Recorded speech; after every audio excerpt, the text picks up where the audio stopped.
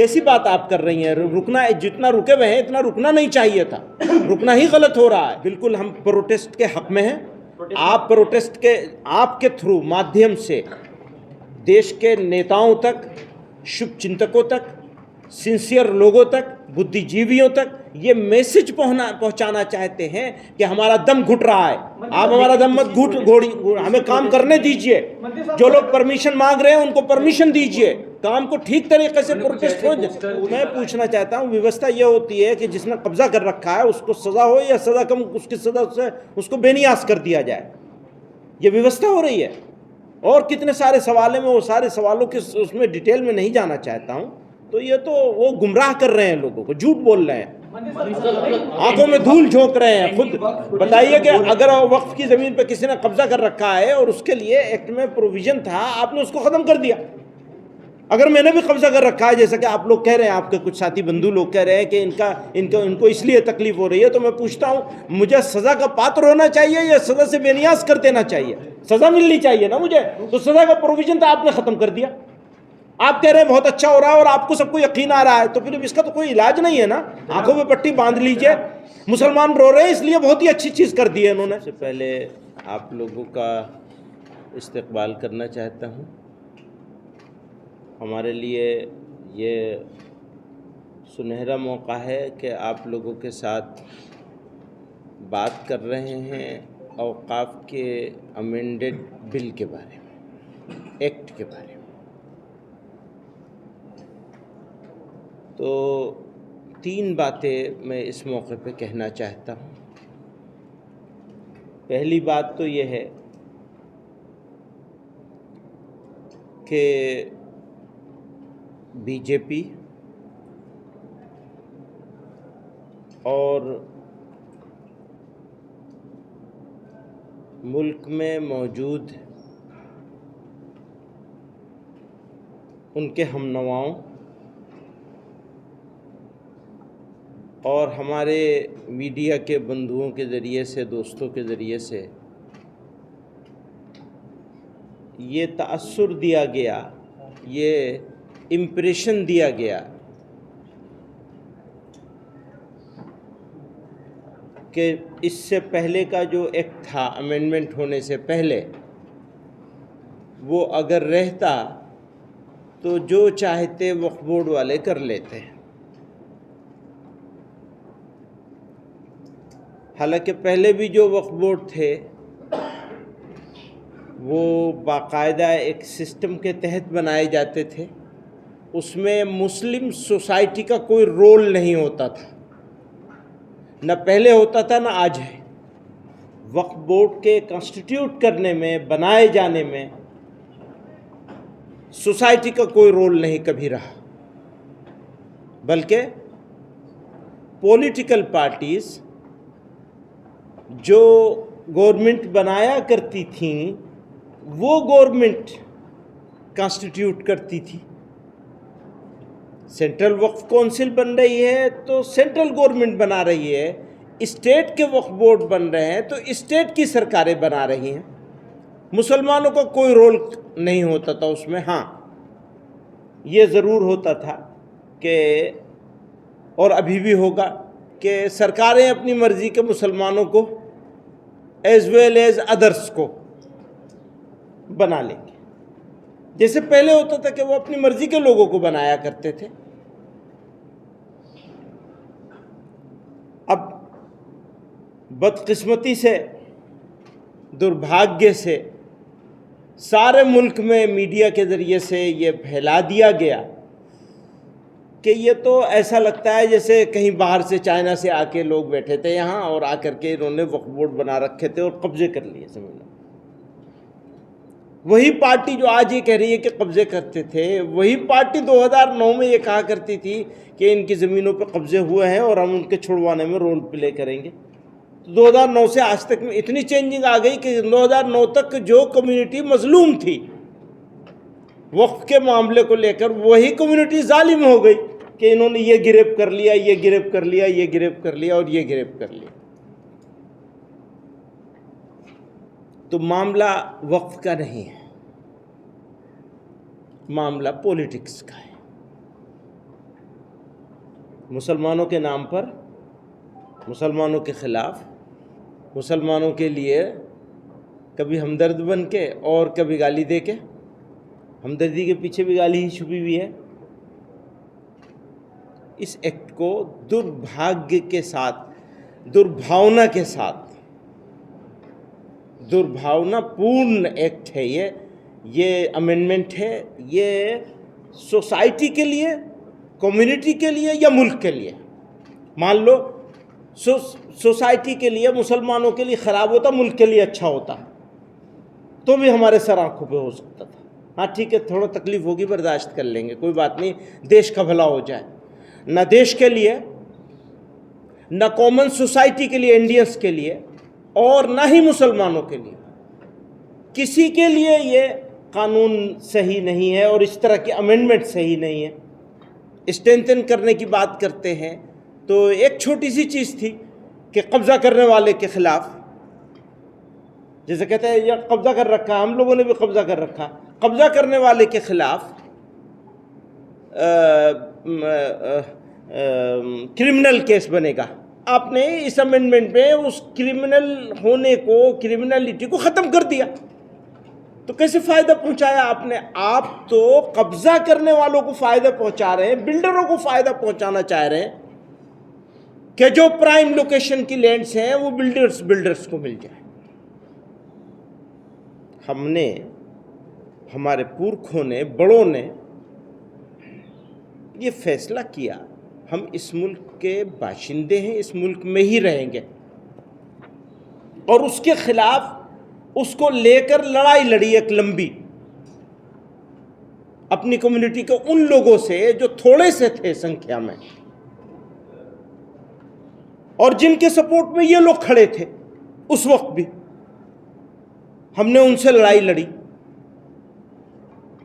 और हमसे इस देश के फाउंडर्स ने, इस कंट्री के फाउंडर्स ने, आज़ाद भारत के, कुछ कमिटमेंट्स किए थे।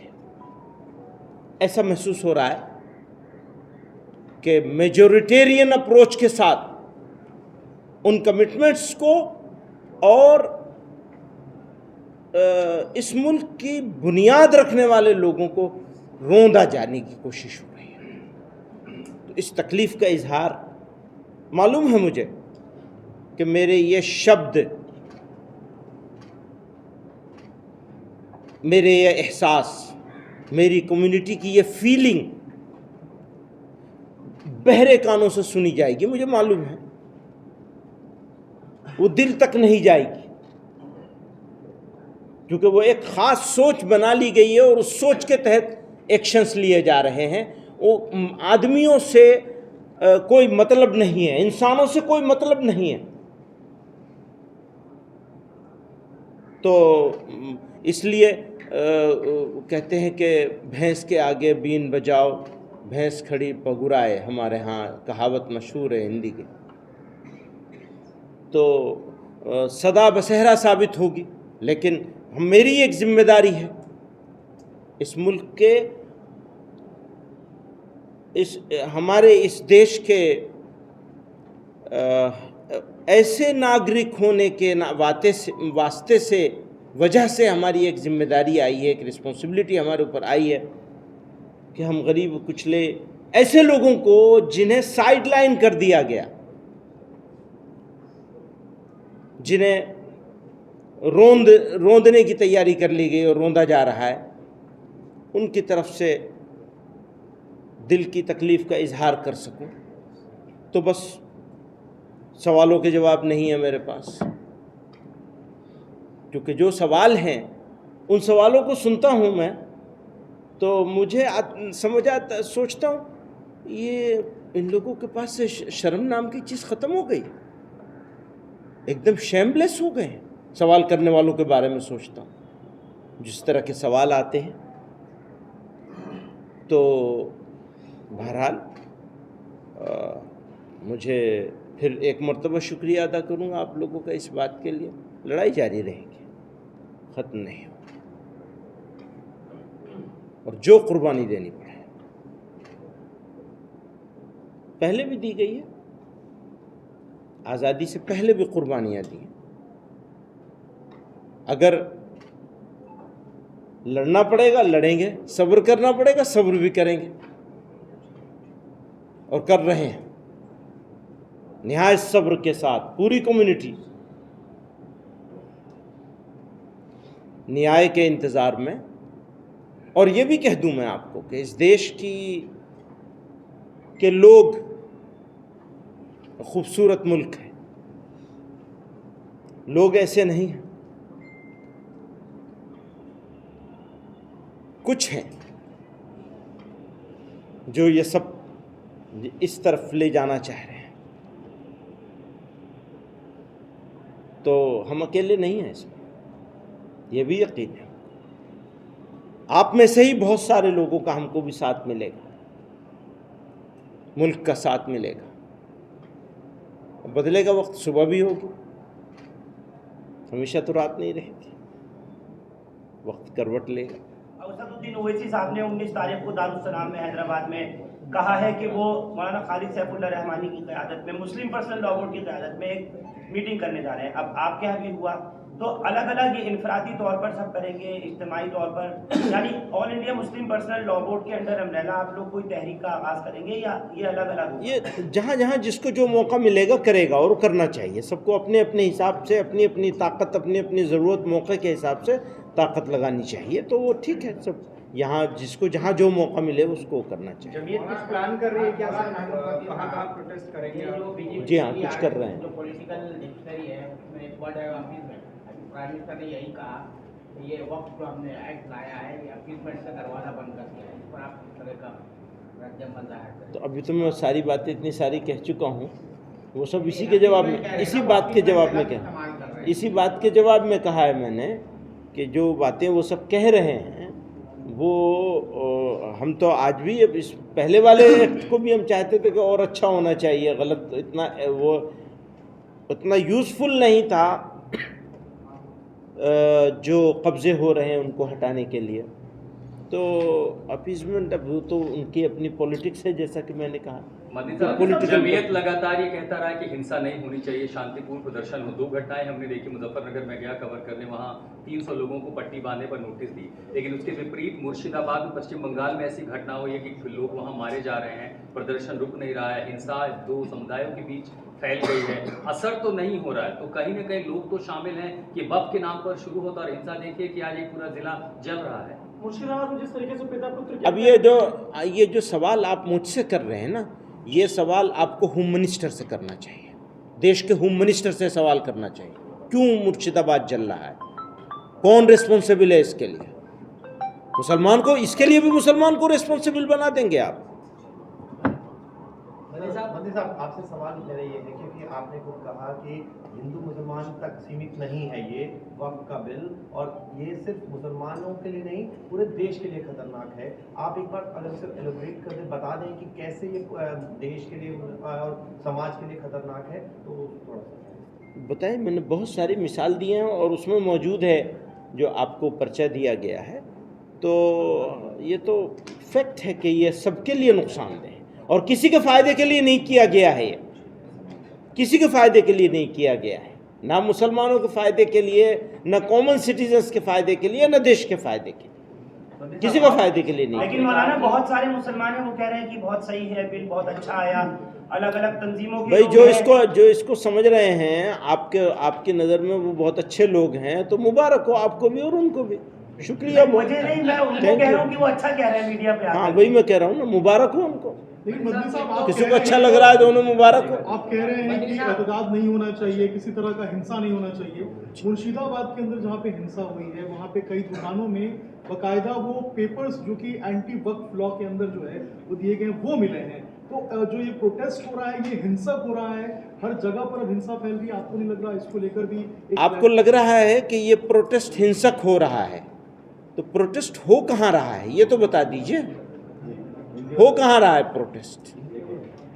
जब ये मामला कोर्ट में था तो आप लोग थोड़ा और देर रुक नहीं सकते थे, इतने जल्दी इस बात पे रिएक्ट करने? कैसी बात आप कर रही हैं? रुकना, जितना रुके हुए हैं इतना रुकना नहीं चाहिए था, रुकना ही गलत हो रहा है। मोदी साहब, कोई रूपरेखा कार्यक्रमों की तैयार की है क्या? कहाँ प्रोटेस्ट करेंगे? सुनिए, ठीक है, वो वक्त आएगा, जब वक्त आएगा तब बताएंगे। एक सवाल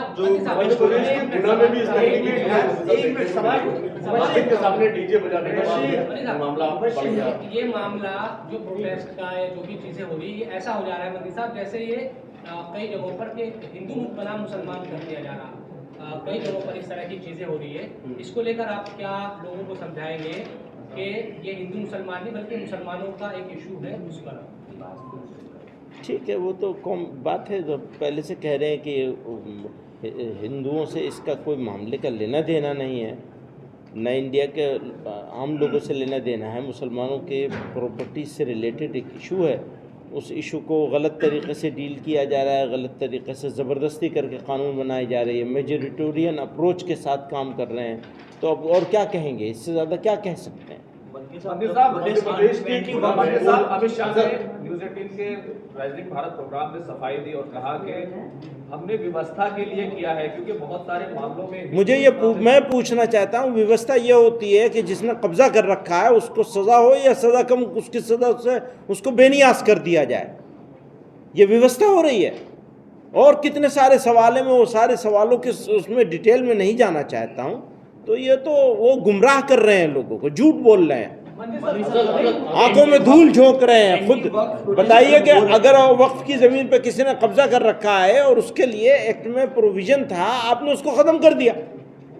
अगर मैंने भी कब्जा कर रखा है, जैसा कि आप लोग कह रहे हैं, आपके कुछ साथी बंधु लोग कह रहे हैं कि इनको इसलिए तकलीफ हो रही है, तो मैं पूछता हूँ, मुझे सज़ा का पात्र होना चाहिए या सज़ा से बेनियाज कर देना चाहिए? सज़ा मिलनी चाहिए ना मुझे, तो सज़ा का प्रोविज़न तो आपने ख़त्म कर दिया। आप कह रहे हैं बहुत अच्छा हो रहा है और आपको सबको यकीन आ रहा है, तो फिर इसका तो कोई इलाज नहीं है ना। आंखों में पट्टी बांध लीजिए, मुसलमान रो रहे हैं इसलिए बहुत ही अच्छी चीज़ कर दी है इन्होंने। सर, एंटी वक्फ प्रोटेस्ट में परसों लखनऊ में जब हमास और हिजबुल्लाह के पोस्टर्स दिखते हैं, तो क्या जमात उसका कुछ फॉर्मेशंस ले रहा है, इस बात को सपोर्ट करता है? नसरुल्लाह के पोस्टर्स आते हैं, इस्माइल हानिया के पोस्टर्स आते हैं। देखिए एक बात आपको बताऊं मैं, आप ये डीरेल करना चाह रहे हैं एसपीसी को। नहीं, हम इस नहीं हम कुछ नहीं, बिल्कुल हम प्रोटेस्ट के हक में हैं। आप प्रोटेस्ट के आपके थ्रू माध्यम से देश के नेताओं तक, शुभ चिंतकों तक, सिंसियर लोगों तक, बुद्धिजीवियों तक ये मैसेज पहुंचाना चाहते हैं कि हमारा दम घुट रहा है। आप हमारा दम मत घोड़ी, हमें काम करने दीजिए। जो लोग परमिशन मांग रहे हैं उनको परमिशन दीजिए, काम को ठीक तरीके से प्रोटेस्ट हो जाए। आप वो बातें कर रहे हैं, दूसरी बहुत सारी बातें हैं जो कहकर मैं शेमफुल एटीट्यूड नहीं अपनाना चाहता हूं। ये सवाल जिस तरह से खड़े किए जाते हैं, मैं उसको पहले कह चुका हूं कि ये बहुत शेमफुल है जिस तरह से सवाल खड़े किए जाते हैं। तो मुझे आप हिजबुल्लाह और हमास की तरफ आप डाइल्यूट मत कीजिए। हम जब रिपोर्ट करने जाते हैं, हम रिपोर्ट इस बारे में करने जाते हैं। आप करिए, शौक से करिए, बहुत शौक से करिए। आप जो कर सकते हैं वो करिए। आप मुबारक हो आपको।